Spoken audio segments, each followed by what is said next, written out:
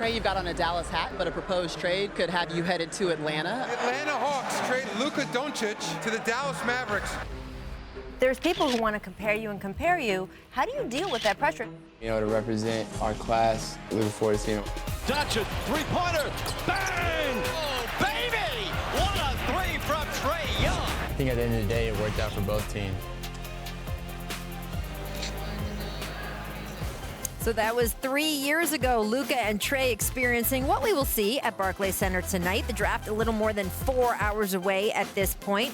Now, looking back, the 2018 draft could be one of the better draft classes we've seen in the past decade, particularly after we saw Trae, Deandre Ayton's performances in this year's playoff, All-NBA talent Luka Doncic, of course. His track record so far in the league speaks for itself. So let's look at the first 5 picks. Ayton to Phoenix at number 1, Marvin Bagley to the Kings at number 2, Luka at 3, Jaren Jackson at 4, Trae Young at 5. But of course, Luka officially drafted by the Hawks before being traded to Dallas for Trae and that pick. That pick became Cam Reddish. Also remember that draft had Colin Sexton, Shai Gilgeous-Alexander, Mikal and Miles Bridges, Michael Porter Jr. That's just in the top 15. So This is a talented group here. So Perk, if you could redraft 2018 today, and the little stipulation I'm going to make is you have to go with the same team making the same picks. So when the Phoenix Suns, for example, looked at Luka and wondered how would he fit with Devin Booker, that has to be in your consideration package as well. So with that, sir, you have the floor. Okay, if I had the number 1 pick and I was the Phoenix Suns in 2018, I would take Luka Doncic, right, if I had to go back in time. With my number 2 pick, I would take Ayton. And here's why I would take Luka at the number 1 pick. Like, I don't want to hear about he can't play with Devin Booker. I feel like he can, right? That would be one of the best backcourts in the NBA, and they would make a lot of noise. At the number 2 pick, I would pick Deandre Ayton to Sacramento because he's way better than Bagley.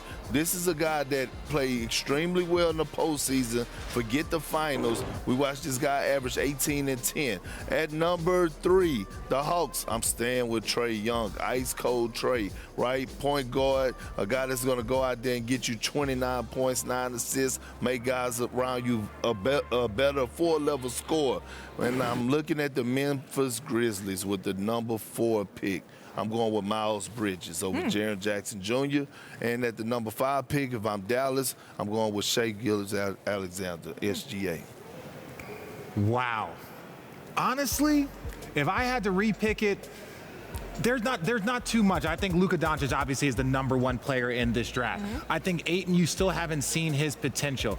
But I think after that, it goes Luka, Ayton, then Trae Young, obviously number 3. But this is what's something that is always weird about the makeups of these teams. Right. Is that if you redraft them this way, then the picks that you got the following year, the players that like Ja Morant that went to Memphis Grizzlies, maybe you don't get Ja Morant. So don't always focus on like, oh, well, if we would have picked this guy. Well, if you would have picked this guy, wouldn't have gone just down. Like be part of what we're doing. We're redrafting. Like you don't have to go. He kind of said his version. I don't know if he has a fancy graphic. No, I'm not as cool as Perk. But I do have a question though for you guys. So, as a viewer, as a fan, to me, I always feel like if you have supreme talent on your team, especially in this era of more positionless basketball, guys will figure it out. So on draft night, I was saying, hey, draft Luka Doncic number 1. He and Devin Booker, I can't imagine they can't figure out a way to play together. Haven't we seen enough? This guy in the EuroLeague was the finals MVP, won a title, and yet there were a lot of people who played the game saying, I don't know about who needs the ball where. How do you think that pairing actually would have worked? But do you know how many times we've seen this in history? There's a reason why Michael Jordan didn't go number 1 is because the Portland Trailblazers had Clyde Drexler. Right. There's a reason why they didn't draft... Detroit Pistons took Darko because they already had Rip Hamilton on the team, and they felt that Carmelo Anthony would be redundant. Well, they had Tayshaun Prince at a small forward, and they ended up winning a championship. And I'll go one more. The reason why Kevin Durant didn't go number 1 is because they had Brandon Roy, and they thought they would take a big to pair with Brandon Roy. So it's like you see that like NBA history is littered where we're going to go for position versus best player available, and I think more times than not that fails you. Not when you're talking about the lottery. Like when you talk about I just gave like 5 lottery examples from the last 30 years. That don't mean that they were right. That don't mean what you were saying was right. When you talk about the lottery, you talk about guys taking the best available guy at that time, right? The best available pick. We're agreeing, it's not all about. No, you talking about pairing.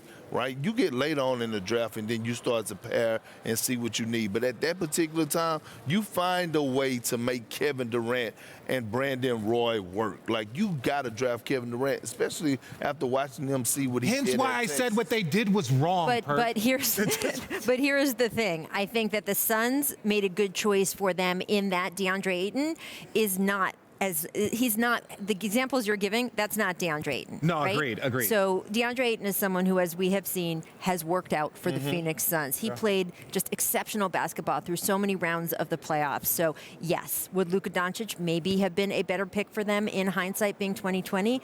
But I do not see Deandre Ayton going down as some of the examples you're giving as like, oh man, they really, if we could do it again, they really screwed the pooch there. I just don't think that's true. Deandre Ayton has proved himself to be such a high quality player in this. Well, he went to Arizona. Like, you knew he was going to pan out in a way that probably.